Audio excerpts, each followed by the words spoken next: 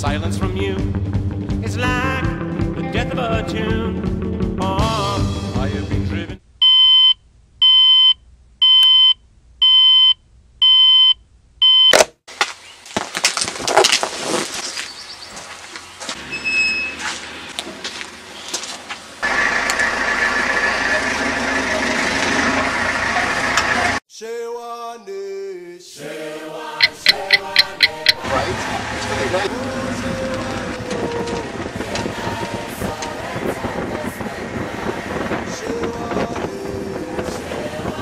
Here on the eastern edge of South Africa lies one of the world's most famous locations for wildlife spotting, Kruger National Park.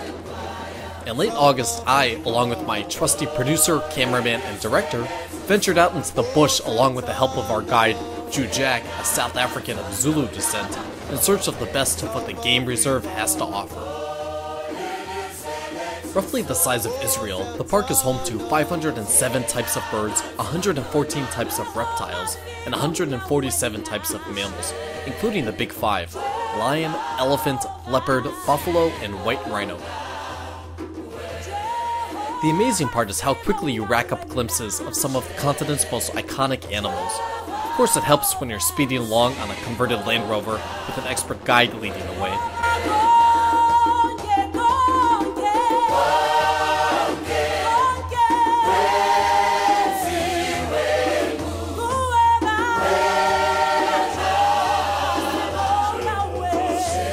Before the morning was even over, I'd already seen more than what I'd ever hoped to, with the exception of seeing a lion. Not that it was in my control, but my goal before the day was out was to see one. This is my journey.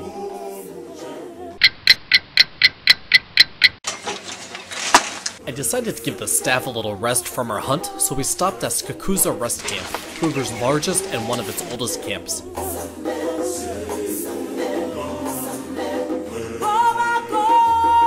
And perhaps not as a surprise, the camp itself was teeming with animals. Some unfamiliar, some very familiar. We're better to grab lunch than with a few hundred bats sleeping overhead.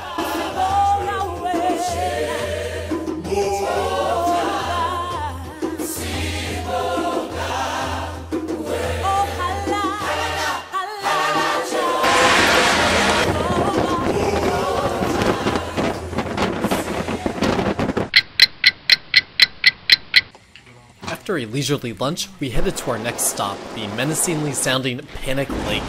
Not sure what to find in such a place. I was expecting and hoping for perhaps man-eating reptiles, ferocious birds of prey, or maybe even a large unnamed water creature. I have to admit my nerves were a little frayed at this point.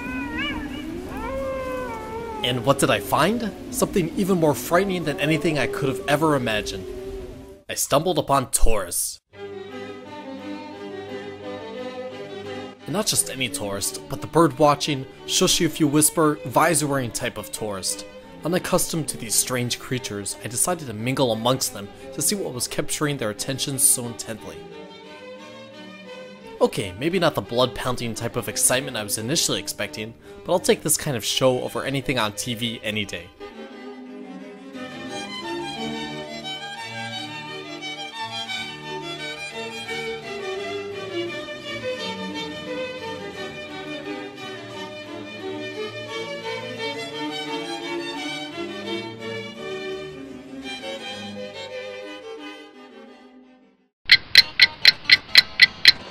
Time was running out, but luckily, the second best time to catch a glimpse of lions is around dinner time, just as the air cools down and prey head out into the open for dinner.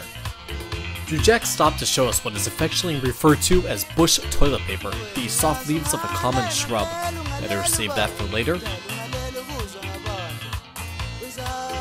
And, as we hoped, there was plenty of game out and about, filling their stomachs and hopefully catching the attention of some large predators. Then, out of nowhere, Jack slammed on the brake. There, emerging from the brush on the side of the road, was a lioness and her 7 cubs, out for an evening stroll. She leisurely herded the curious cubs from one side of the road to the other, then up a steep hillside, presumably to a safe place to sleep for the night, far from the prying eyes of outsiders.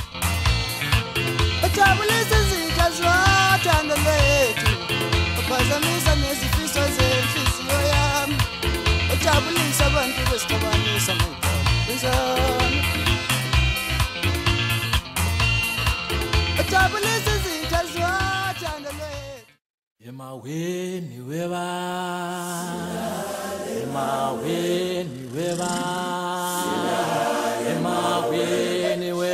Then, as if on cue, one of those perfect African sunsets, and a chance to think back on the day that had just passed.